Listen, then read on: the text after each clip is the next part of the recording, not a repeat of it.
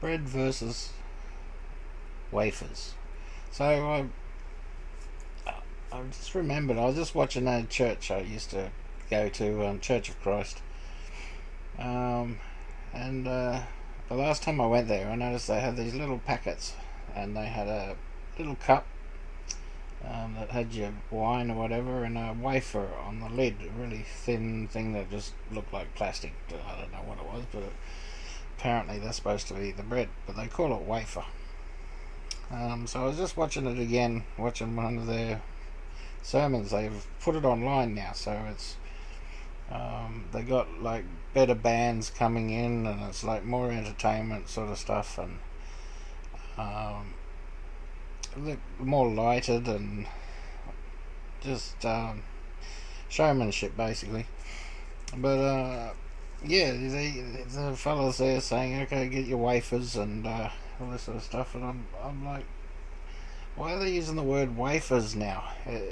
So I just typed wafer into the Bible, into blue letter, and it comes 3 times, and it's only in the Old Testament. It's not in the New Testament.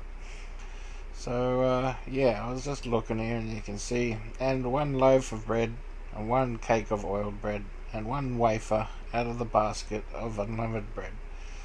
Leviticus. And the basket of unleavened bread that was before the Lord, he took 1 unleavened cake, and a cake of oiled bread, and 1 wafer, and put them on the fat upon the shoulder.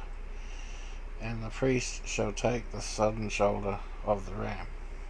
So this wafer thing is more of a Catholic sort of thing. It's Catholic. Catholics love their little wafers. So yeah, that's creeping into their churches. They sneak it in there, and all these people that live in a little town there have just had this thing move into their church, and this spirit. But that's pretty. Yeah, I could see it, but there's still some good people there. But now we'll have a look at this Strong's here wafer. All right, so H75550. So, oops, let's go back one there. Okay, thin cake wafer. So go there 7 times, one times cake. And it comes from this one here. It's an original sense. It's this one. It's to spit. Alright, to spit. So the wafer is spit.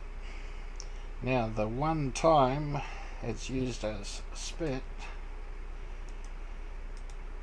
let's have a look. Pretty sure I already loaded it. I think it's here. Yeah, okay, here. The 1 time it's in Leviticus. Alright. And if he that has issue spit upon him that is clean, then he shall wash his clothes. And let's have a look. So what it's saying here in this one is about cleansing the uncleanliness. Alright, so somebody that's unclean and they've got an issue like a disease or something like that. And he that sitteth on anything whereupon he sat has an issue. So this person that's had an issue has a chair or something, and you sit in his chair. You should wash your clothes and bathe yourself in water, and be unclean until the evening. So you're not clean until that evening.